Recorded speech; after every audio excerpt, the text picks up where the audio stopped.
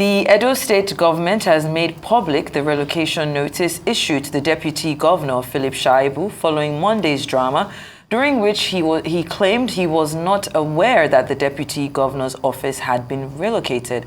A statement signed by the Secretary to the state government, Osaro Oges, indicates that the notice was signed on the 15th of September, while the Deputy Governor's office received it on the 18th of September, judging from the date on the document.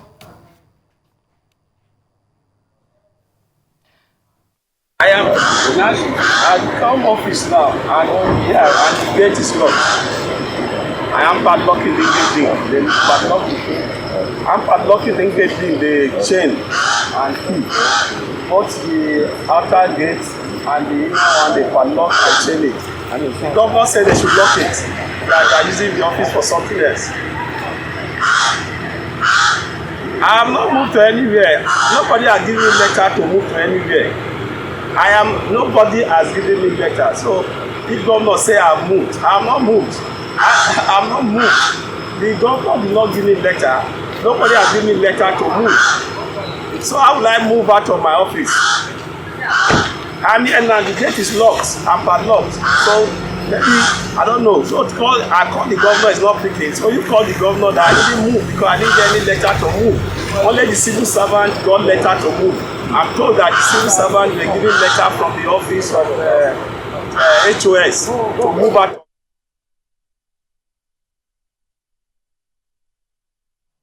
Well, our RISE analyst, Dayo Sobowale, is here to discuss the festering relationship between the Edo State Governor, Obaseki, and his deputy, and how to arrest this face-off from degenerating into a security threat to the people and the state. Good afternoon, Mr. Sobowale. Thank you for being here. It's a pleasure to be here, as usual. Of course. Now, of course, remember your stance yesterday regarding Huruwa's accusation of the president's nepotism.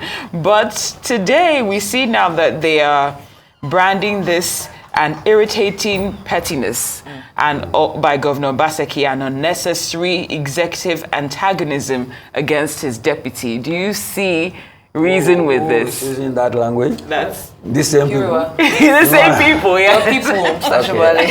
Anyway.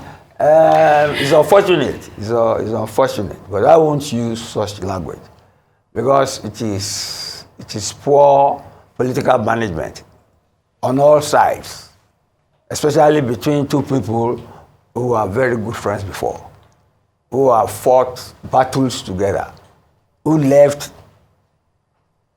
their party, went to another party, and won election together. It is unfortunate. But unless you want me to do some telepathy, yes, please, and read the mind of the Edo State governor, that's what you want me to do? I don't mind. All right. Now I will start with the Emilokon syndrome, because according to some analysis, they said the governor said his deputy thought he could play Emilokon on him. And obviously he doesn't want his deputy to succeed him, which is his right. But his deputy too has said that he respects him, he loves him, he is loyal to him, but his ambition is a place. Maybe the governor is saying that ambition should be made of standard stuff. That is Shakespeare. But now, to do the telepathy thing, maybe the governor is trying to tell his deputy that your own Emilokon syndrome is fake. And you know the origin of the Emilokon was the Tinubu trajectory from party primaries to the presidency. It was a very rough road. He said the Emilokon out of indignation and desperation. But then he took care because he knew his boss then was capable of derailing him totally, which is what Shaibu seems to be going through now. The president or the governor, they are chief executive of the federation and the state. So it's not as if they have absolute power because they are not monarchs, they are not tyrants. They are controlled by the Constitution. But what the governor seems to be telling Shaibu, and my sympathy is with Shaibu because he's the underdog. He's the underdog and he's being humiliated, which is wrong, which is what the human rights people are trying to say. But obviously, the governor is saying that Shaibu's relocation syndrome is false. You get me? And Shaibu too has not been as careful as the original protagonist of relocation. You know, Tinubu himself was almost derailed because he comes from the same party with the president, and on the eve of the election obstacles, I mean, the party was alienated from the public. You get me? With the Naira change design and fuel price hike, and the rest is history. But he survived it. What Shaibu should learn now is to find a way, well, if it is not too late, to find a way such that the bull in the China shop does not bring down the whole of the shop, if it has not done so. Because for him to be ejected from State House, and according to this human rights, was sent to a place flooded with water and so is, if it is true, do you get me? It's uncivil. Indeed. And it's not polite at all. Government should not be run that way. Government is based on the rule of law. And in the presidential system of government, you see, there are checks and balances. There are checks and balances. They were elected on the same ticket. So, Shaibu has constitutional presence and recognition and locus. Cannot be discarded like that. I don't know if we cannot go to court, but I think justice can be expensive in terms of time, and it may not be able to wait that long. But I understand it too as a case in court against the governor, saying that the governor was planning to displace him, and he wanted to use that court case to hold the hand of the governor. But it seems the governor now is using absolute power. That is not constitutional. That is not. You don't humiliate your deputy. It shows you have scant regard for human values.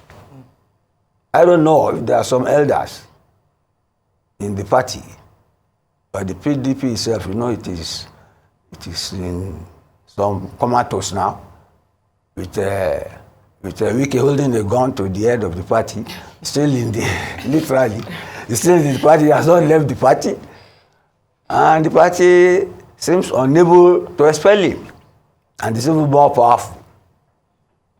But in the case of Shaibu, he's the underdog, and he has my sympathy.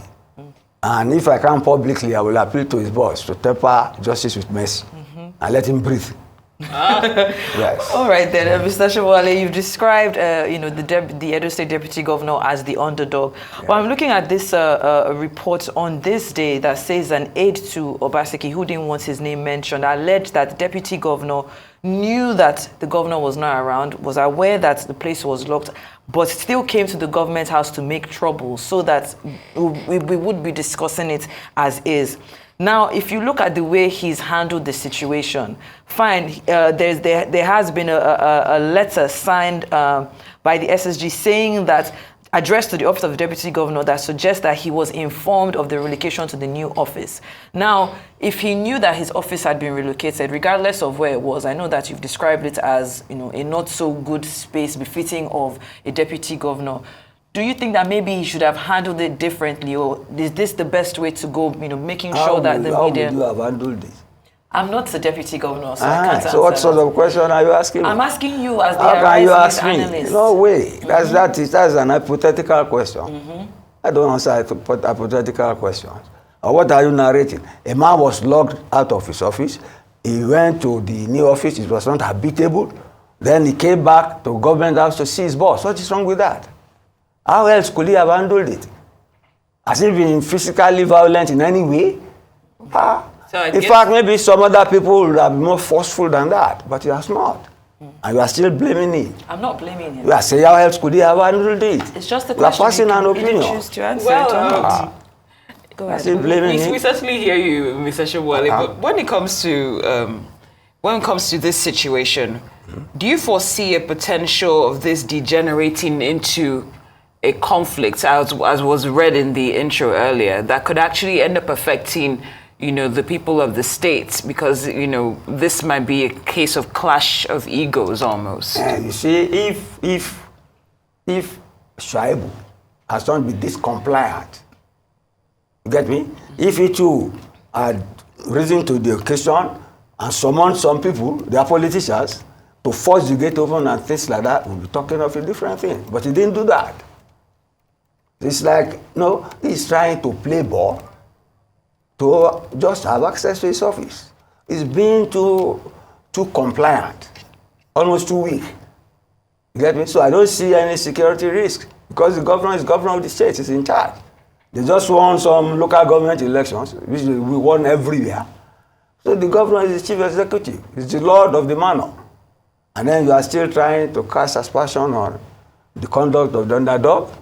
I don't buy into that. You don't kill an ant with a stone.